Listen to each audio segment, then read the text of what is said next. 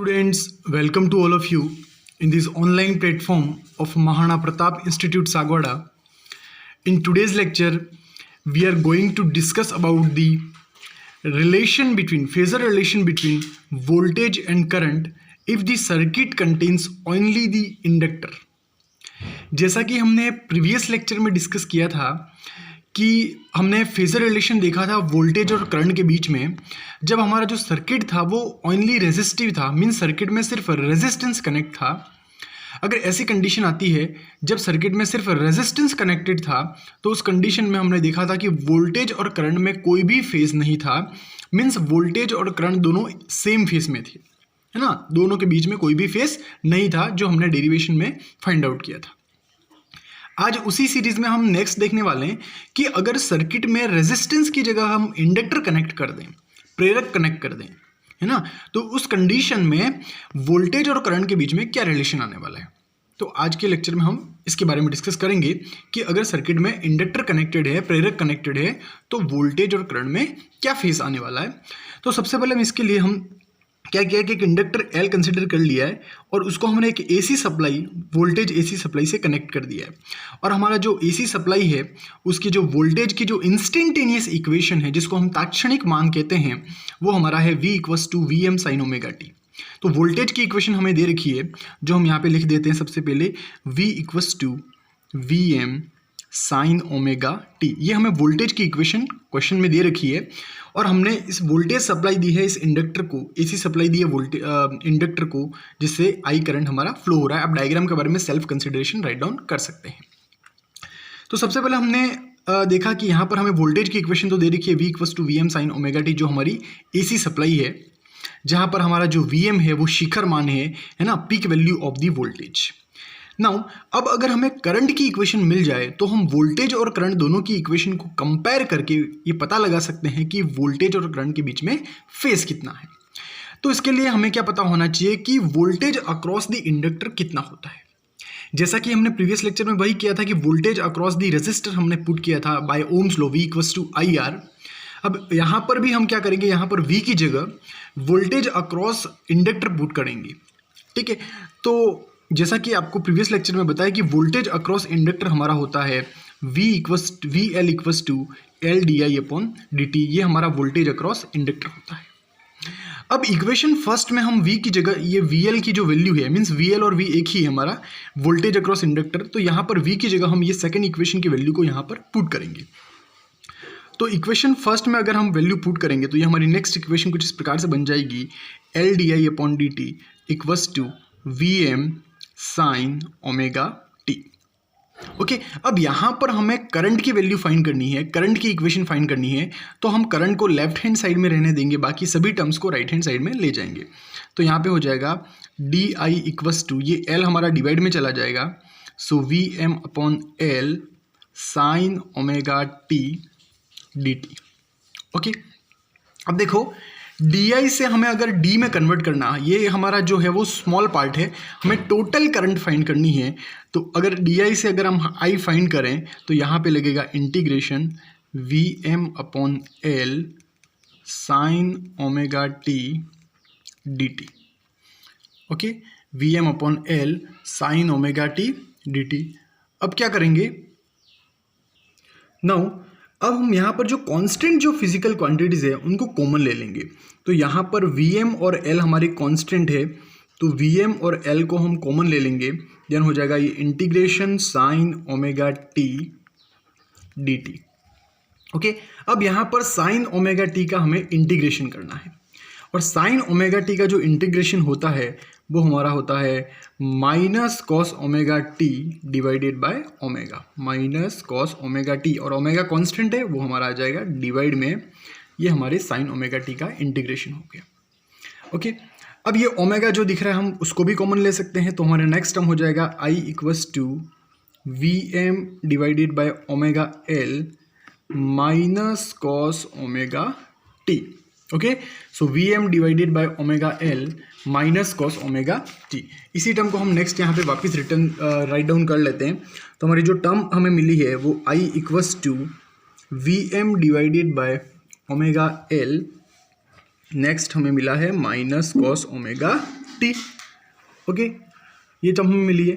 तो अब यहाँ पर आप जो देख पा रहे हो कि अगर माइनस में कॉस ओमेगा टी है, अगर इसको अगर हम साइन में चेंज कर रहे हैं अकॉर्डिंग टू ट्रिग्नोमेट्री फॉर्मूला, आपने क्लास 10th में पढ़े हैं, तो अगर माइनस कॉस ओमेगा टी को अगर हम लिखें साइन की फॉर्म में, तो ये लिखा जाएगा sign omega T minus pi by 2। Okay, minus cos omega T को साइन की फॉर्म में लिखे तो sign omega T minus pi by 2 लिखा जाएगा। तो यहाँ पर हम इसको चेंज करते हैं, तो माइनस कॉस ओमेगा टी की जगह हम लिख लें sign omega T minus pi by 2। अच्छा, हमने इसको साइन में इसलिए चेंज किया क्योंकि हमारी जो वोल्टेज की इक्वेशन है वो साइन की फॉर्म में है और हमें वोल्टेज की इक्वेशन को करंट की इक्वेशन से कंपेयर करना है। अगर दोनों साइन की फॉर्म में होंगे तो हम आसानी से कंपेयर कर सकते हैं, एंड दैट्स वाई हमने यहाँ पर कॉस को साइन में चेंज कर दिया। अब देखो यहाँ पर ओमेगा एल दे रखा है, तो ओमेगा एल की जो वैल्यू होती है वो हमारी होती है x of L. X of L inductor के अक्रॉस जो हमारा रेजिस्टिव फोर्स होता है, जो प्रतिरोध होता है इंडक्टर के अक्रॉस, है ना, मैग्नेटिक फील्ड की फॉर्म में जो एनर्जी को स्टोर करता है, हमारा जो इंडक्टर के अक्रॉस जो रेजिस्टर होता है वो हमारा एक्सएल होता है, इसी का यूनिट भी हमारा ओम ही होता है। So XL equals to omega L होता है। तो यहाँ पर ओमेगा एल की जगह हम यहाँ पर पुट कर लेंगे एक्स एल। तो यहाँ पर हमने पुट कर दिया एक्स एल, एंड नेक्स्ट हमारा हो गया sign omega T minus pi by 2। अब यहाँ पर वी एम अपॉन एक्सएल है। अब यहाँ पर जो हमारा एक्सएल है वो भी एक प्रकार का रेजिस्टेंस ही है, बट ये जो रेजिस्टेंस है वो इंडक्टर के कारण है ना। रेजिस्टेंस के कारण हमारा रेजिस्टेंस को हम आर से रिप्रेजेंट करते हैं, इंडक्टर के कारण जो रेजिस्टेंस होता है उसको एक्सएल से रिप्रेजेंट करते हैं, इंडक्टिव रिएक्टेंस, है ना। तो यहाँ पर V अपॉन आर ही हुआ और V अपॉन आर हमारा होता है I, लेकिन यहाँ पर Vm लिखा है इसलिए हम लिखेंगे Im sign omega T minus pi by 2। तो ये जो हमें इक्वेशन मिली वो हमारी फाइनल वोल्टेज की इक्वेशन हमें, करंट की इक्वेशन हमें मिल चुकी है। और वोल्टेज की इक्वेशन हमें दे रखी थी, उससे हमने करंट की इक्वेशन फाइंड की। अब यहाँ पर हम वोल्टेज और करंट दोनों की इक्वेशन साथ में लिखकर कंपेयर करेंगे। तो वोल्टेज की इक्वेशन हमारी है V equals to V M sine omega T, और करंट की इक्वेशन हमने जो डिराइव की वो हमें मिली I equals to I M sine omega T minus pi by 2। अब यहाँ पर हम देख पा रहे हैं कि यहाँ पर जो पिक वैल्यू है वो करंट की है, यहाँ पर भी पिक वैल्यू वोल्टेज की है, सेम है, साइन साइन सेम है, लेकिन यहाँ पर ओमेगा टी है और यहाँ पर माइनस पाई बाई 2 आ रहा है करंट में। तो वोल्टेज और करंट में कुछ ना कुछ यहाँ पर फेस है। अब कैसा फेस है, देखो करंट में माइनस में पाई बाई 2 आ रहा है, तो हम कह सकते हैं कि जो करंट है वो वोल्टेज से लैग कर रही है। देखो लैग का मीन्स होता है कमी, है ना, फेस में कमी आ रही है। तो वोल्टेज जो है वो हमारा लीड कर रहा है, हम कह सकते हैं यहाँ पर वोल्टेज है वो उसकी कला लीड कर रही है, और करंट की जो कला है या जो उसका जो फेस है वो पाई बाई 2 एंगल पीछे है, किससे, वोल्टेज से, ना। वोल्टेज का जो फेस है उससे करंट का जो फेस है वो पाई बाई 2 एंगल पीछे की तरफ है, तो लैग कर रही है, हम यूँ कह सकते हैं, है ना।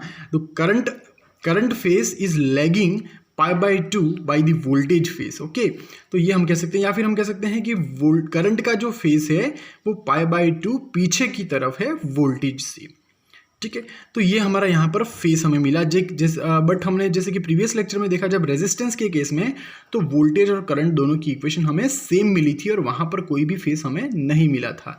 लेकिन यहाँ पर इंडक्टर के केस में हमने फाइंड किया कि जो करंट का जो फेस है वो वोल्टेज के फेस से पाई बाई 2 एंगल पीछे की तरफ है या लैग कर रहा है। अब हम इसको डायग्राम के अकॉर्डिंग रिप्रेजेंटेशन करके देखते हैं।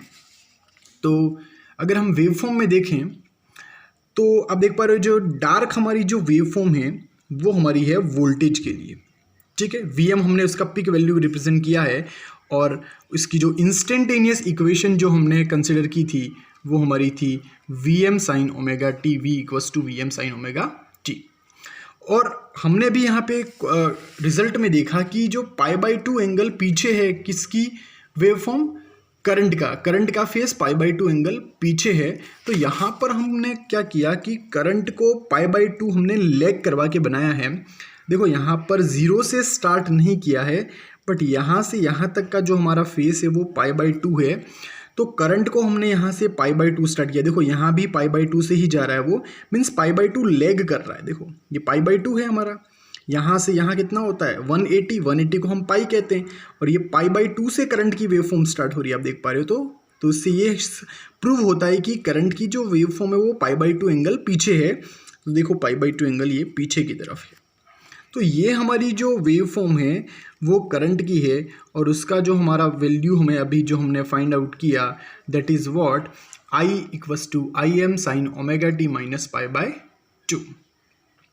अगर इसका फेजर डायग्राम हम देखें तो फेजर डायग्राम में जैसे कि हमने यहाँ पे कंसिडर किया, दो एक्सिस हमने ले लिए, X axis and Y axis, और हमने जो वोल्टेज की इंस्टेंटेनियस इक्वेशन है उसका जो मैग्नीट्यूड हमने ये कंसिडर कर लिया। अगर वोल्टेज को हमने यहाँ पे कंसिडर किया है तो वोल्टेज की इक्वेशन से हमारा करंट की इक्वेशन कितना लैग कर रहा है, 90 डिग्री लैग कर रही है करंट। तो अब देख पा रहे हो कि यहाँ से हमने ये ड्रॉ किया है करंट की वेवफॉर्म, हमने कुछ इस प्रकार से करंट का जो लाइन है वो स्ट्रेट लाइन हमने कुछ इस प्रकार से ड्रॉ किया है। तो आप देख पा रहे हो कि यहाँ पे कितना एंगल है 90 डिग्री, पाई बाई 2 एंगल क्या कर रहा है, लैग कर रहा है या पीछे की तरफ है। हम देख पा रहे हो वोल्टेज की इक्वेशन से, वोल्टेज की वेवफॉर्म से करंट की जो स्ट्रेट लाइन है वो पीछे की तरफ है, कितना angle, pi by 2 angle. Okay, so this is all about our today's lecture. In next lecture we will discuss about the voltage relation between voltage and current relation regarding the capacitor. Thank you.